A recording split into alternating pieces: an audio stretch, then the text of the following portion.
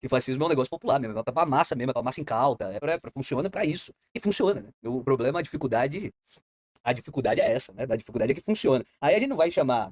Ele disse que não, tipo assim, os caras vão ganhar porque tem um apelo. Essa parada que os caras falam de matar bandido, né? E claro que tem apelo, né? E eu falo isso aqui com uma constância muito gigantesca, né? Relacionado ao fato de que a esquerdinha fica tratando crime como se fosse passeio no parque, né? Não, veja bem, vamos acender uma luz ali, vamos fazer coisa social e etc. E o crime acaba. Isso não vai convencer nunca ninguém na Terra, né? Ninguém na Terra vai ser convencido por uma merda dessa. Mas o fato de que a esquerda é cirandeira pra caralho, né? E ela é cirandeira pra caralho, não significa que a gente tem que ser fascista também.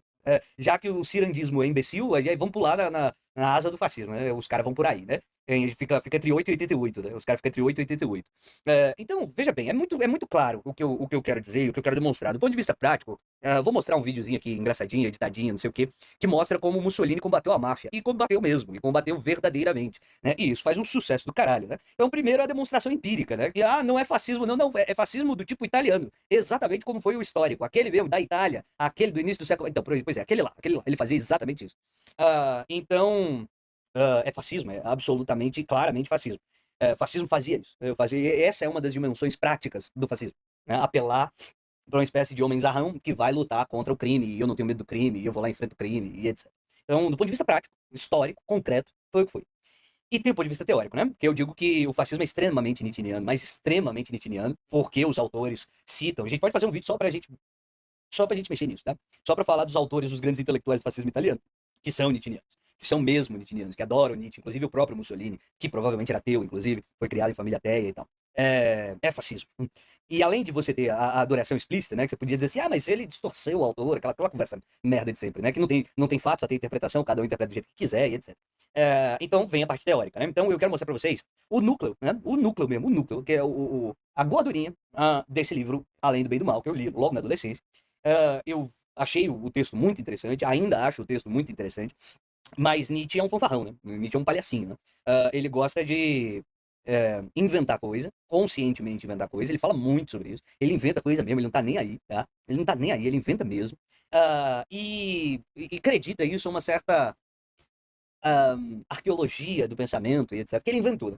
Mas ele sabe que ele faz isso e ele reclamava de que os outros filólogos da época dele faziam a mesma merda, né? Aí ele fala, então se todo mundo faz, se é a profissão da galera, eu sou formado nisso, eu não vou fazer não. Só que a diferença é que essa galera faz fingindo que não tá fazendo, eu vou fazer igualzinho, né? Então ele fazia muito isso. Nesse caso, a gente tá falando da dialética senhor e escravo de Hegel, né, que consolida uma espécie de imagem mental do início do século XIX, em que muitas pessoas vão se posicionar como representantes dos escravos modernos, né, dos trabalhadores. E Nietzsche é absolutamente avesso, extremamente avesso a esse tipo de coisa. Mas ele não é só avesso a movimentos socialistas. E é avesso a movimentos socialistas, mas não é disso que eu tô falando. Ele é sim, e é para caralho, mas isso não é um problema. Tem muita gente que é avesso a movimentos socialistas por ótimos motivos, inclusive. O que eu quero chamar a atenção é que ele não é só avesso a movimentos socialistas ou avesso às pessoas que representam a luta dos escravos, né, modernos, numa leitura século XIXista do, do Hegel, né? Uma leitura que vai se desenvolvendo, não é Hegel que a desenvolve, mas muita gente a desenvolve, né? Então, a partir dessa linha de conceitos, né, do senhor e do escravo, Nietzsche vai fazer uma grande brincadeira, né, como ele sempre faz, dizendo que tem duas morais no planeta: a moral dos escravos e a moral dos senhores, né? A moral dos senhores. E eu sempre menciono isso aqui, esse texto para mim é muito relevante, ah, por apontar a hipocrisia mesmo de uma galera que é salvador dos frascos e dos comprimidos, né? O ponto do Nietzsche vai mais ou menos por aí. Montar uma certa ironia, uma certa hipocrisia explícita de quem se acha muito defensor dos frascos e dos comprimidos. Ele exerce essa função, e essa função é boa nesta medida. Entretanto, ele cria uma dicotomia, né? Existe a galera, né, da moral dos fraquinhos, dos combalidos, e a moral dos alfa, né? E, gente, absolutamente tem tudo a ver essa epidemia de macho alfa, como é que é? Red Pill, Black Pill, tem absolutamente 100% de conexão com Nietzsche, tá? 100%, não é 98 não, é 100% nietzscheanismo isso, 100%, 100%. 100% nietzscheanismo estadunidense, tá? 100%. 86, não. 88 talvez, mas 100% inspiração em Nietzsche. Mesma coisa com esses negócios aí de Threadwife, etc. Tudo joga no mesmo paradigma. Tudo joga no mesmo paradigma. Tudo, tudo. Moral dos vencedores. É exatamente essa ideia que está sendo colocada dentro da sociedade. E aí, veja bem, tem uma questão que é a seguinte. É, Nietzsche cria uma falsa dicotomia explícita, né? Que tem muita gente hipócrita pra caralho, né? Defensora dos frascos e dos comprimidos, que tá só querendo se dar bem, etc. Que isso existe pra burro, que isso existe pra manipular os outros. Tudo isso Nietzsche tem razão, isso existe mesmo, né? Só que aí você troca isso por uma dicotomia oposta, Bom, o fato é que Nietzsche é um metafísico do caralho, né? 100% metafísico, e do ponto de vista ético, é um imoralista por excelência, né? Eu já disse algumas vezes aqui que ele era um amoral, né? Não é amoral porra nenhuma, ele é um moralista, ele é um moralista que prega uma moral muito específica, que no final das contas é a antiética, né? Por excelência. Por excelência, isso é muito explícito, eu vou mostrar isso pra vocês. Claro que alguém pode tentar me refutar, e isso geraria certamente um desperdício de tempo colossal, eu e, sei lá, o link ou qualquer merda dessa aí que tem na internet, seria um desperdício de tempo colossal, porque a questão que você coloca não é tratar o cara como se fosse um vilão, ou qualquer bobagem nesse sentido. A questão que eu quero colocar ao dizer isso é que a moral de Nietzsche, ela basicamente, ela dicotomiza as morais possíveis, e aí quando você percebe que uma é muito idiota, você pula da outra, né? Então ele meio que força você a pular da outra. E eu tô dizendo exatamente que não é nenhuma nem outra. Você não tem que ter nenhuma nem outra. Você tem que ser um hipócrita defensor de frascos e de comprimidos, e também você não deve pensar a criação do mundo pensando só no seu próprio rabo, na sua grandeza, que o belo e o bom é só o que te faz progredir, se desenvolver, e etc, e etc, e etc. Não precisa ter dicotomia entre as duas coisas. Mas, seja como for, eu quero dar o elemento que realmente importa disso tudo. Não é uma questão teórica, não é uma questão de olhinho alemão de cabeça para baixo, esse papo merda que tem na internet. A questão que eu quero colocar é o seguinte: o que Mussolini fez ao combater a máfia, né? O que Mussolini fez ao combater a máfia é já mesclar as duas coisas. Não tem uma coisa tal qual não proteja os pobres coitadinhos e uma coisa tal qual seja o grande, poderoso, etc., que são separados uns dos outros. As coisas podem se retroalimentar. O Nietzsche, no início desse texto que a gente vai ler, ele chega a dizer isso. Quer ver? Vou até colocar logo. Ó, na minha peregrinação, através das morais mais refinadas e mais grosseiras, que reinam, ou que reinaram e ainda reinam, constatei a repetição e a conexão de certos traços característicos, de modo que estou prestes a descobrir dois tipos fundamentais. E uma diferença também fundamental: a moral dos senhores e a dos escravos. Conclui-se rapidamente que nas culturas mais elevadas e cruzadas se encontram tentativas de conciliação entre as duas morais. O que eu quero dizer para vocês, né, é que ele antecipou aqui, né, ele antecipou o argumento. Ele disse: olha, nas culturas mais elevadas, há tentativas de conciliar essas duas morais. Eu estou dizendo para vocês, é inevitável, se você quer ser um adulto funcional, que as duas morais estejam conciliadas. A ideia de você se engrandecer, ao mesmo tempo que você se preocupa com o fraquinho, que você não quer bater nos outros à toa, e etc, e etc. Né? Tem essas duas coisas. Eu quero mostrar que isso é notório em Mussolini, né? Mais frequentemente, há ainda uma confusão das mesmas, fruto de mal-entendidos recíprocos e talvez a coexistência de uma ao lado da outra, isto é, encontrado em indivíduos numa só alma. Ele está falando que tem uma certa confusão, e eu estou dizendo, essa confusão é inevitável. Não, Nietzsche não era um adulto funcional, porque ele pegou uma doença muito fodida que acabou com a cabeça dele, né? Mas veja bem, o que eu quero explicitar, o que eu quero tirar disso tudo, é o cuidado com esse texto, certo? Eu lembro que quando uma amiga da minha mãe me deu Zumenslich, Zumenslich, né? Que eu era adolescente ainda, era para humano demasiado humano, né? Minha mãe disse assim: você tá dando Nietzsche pra ele? Ele não tem idade pra ler Nietzsche. E ela ficou assustada que eu tava recebendo Nietzsche pra ler. E eu acho engraçado, porque de fato ela tem razão, né? Tipo assim, Nietzsche, você tem que meio que já tá. Tem que ter mesmo coisa de taxa de. Taxa de. ah, de consumo de menor de idade que não pode usar, tá ligado? Tem gente que não tá preparado pra ler Nietzsche. E eu falo sério mesmo, tá? É, veja bem, Nietzsche te guia pra você ser um filho da puta é indescritível, se você não tiver uma capacidade de pensamento próprio. Indescritível mesmo, assim, o limite de ser um canalha inacreditável é quase infinito, se você ler, tinha que ter faixa etária, né? Em classificação indicativa. Minha mãe tinha razão pra caralho. Mas veja bem, o que acontece? O que eu quero mostrar pra vocês, né? Então vamos voltar aqui pra gente conversar um pouquinho.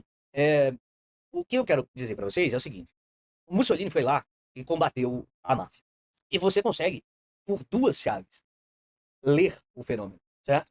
E o fenômeno é lido por duas chaves. Que todas as vezes que esse papo vem pra política de novo, você tem que entender as duas chaves. Porque elas duas existem. E elas duas são feitas ao mesmo tempo, em públicos diferentes, em, sei lá, aquele papo do Luiz lá, em funis, etapas do funil diferentes, em formas diferentes, para públicos diferentes, em momentos diferentes. As duas leituras são amplamente corretas, tá? Amplamente corretas. As duas leituras, elas são corretas. Não é que elas são contraditórias, elas coexistem pacificamente e não tem nenhuma contradição. Não é uma questão de múltiplas visões. É que as duas coisas coexistem, certo? Do que eu estou falando? Eu estou falando que quando Mussolini vai atrás da máfia, ele vai atrás da máfia a uma porque tem uma relação, uma demonstração de poder. É uma questão que ninguém conseguiu resolver. Eu sou homem zarrão, eu sou macho, eu vou lá e vou resolver. A dinâmica tá lá. A gente precisa de um macho que vá lá e resolva, que vá lá e mate, que vá lá e tenha coragem de enfrentar esses thugs. Tá? Essa galera que ameaça, rouba, mata, aplica terror e etc, e etc. Então eu preciso de um cara que enfrente, que tenha coragem, que vá colocar o pescoço dele na reta, porque essa gente mata, pô. Então tem que ter um corajoso, tem que ter um andrônico, né? Um homem com pausudo pra caralho, etc. O papo é esse, certo? Esse papo convive muito bem com a ideia de que está sendo feito esse enfrentamento para proteger a criança, pobre coitada, para proteger a mulher, pobre coitada, para proteger o trabalhadorzinho, pobre coitado. Não há dicotomia entre essas coisas, entende? Ele foi pra cima da coisa nossa. Ele foi pra cima da coisa nossa. Então, não é um grupinho qualquer, certo? É o sul da Itália inteiro dominado por facções, uma delas gigantescas, e ele foi pra cima. E ele podia ser assassinado por isso, é óbvio que poderia, certo? Então tem um aspecto do precisamos de um macho. Tem esse aspecto. Um cara que não tem medo de morrer. Que vai colocar o corpo e a vida dele na reta pela. Aí veja, não é só colocar a vida na reta por nada. É colocar a vida na reta por nós, pobres coitados, que podemos ser roubados, que podemos ser amedrontados, que minha criança que não pode brincar na rua. As duas coisas convivem bem, certo? Não há dicotomia entre as duas morais. É a moral do grandão que vai lá e faz porque ele pode, porque ele é lindo, porque ele é forte, porque ele é corajoso, porque ele é sacudo pra caralho. Ao mesmo tempo que é pra proteger a mulherzinha, a criancinha, o trabalhadorzinho, certo? Não tem a menor falsa dicotomia entre essas duas coisas, tá bom? Quando você entender que não tem a falsa dicotomia entre essas duas coisas, você vai entender como o cristianismo se fascistiza com uma facilidade incrível, né? Você fala assim, o homem de bem é aquele que sofre. Aquele que Jesus disse, dai a César o que é de César, a Deus o que é de Deus. Aquele para qual você falou, vinde a mim as criancinhas, porque é delas o reino de Deus. Esse papo todo de vou proteger o fracote, vou proteger o sofredor.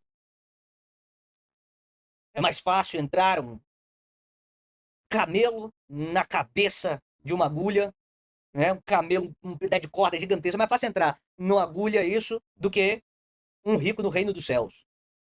Então perceba, a moral do sofrimento tá ali. Você sofre, mas você sofre. Mas Deus, de vez em quando, manda um campeão, certo? Manda um campeão. Um cara que vem com a lança e mata o dragão de São Jorge, né? Né? O São Jorge vem e mata e era militar e etc, e etc. Não é famoso no Brasil a figura de São Jorge. Jorge era um militar romano, né? Então, é claro que no Novo Testamento isso não existe. Ah, mas na comunidade isso não existe? Ou se existe? É o Batman, a caralho, né? É o Batman para burro que tem essa pegada, né? Então, assim, a sociedade destruída, etc e tal, precisamos de um campeão da justiça e etc, né? Deus fala através dos corajosos, exatamente, né? Então, assim, não é que Deus quer o mal das pessoas, mas às vezes ele precisa de um homem que vai lá e coloque em palha uma pessoa em praça pública. Eu tô dizendo que isso é uma moral popular pra caralho.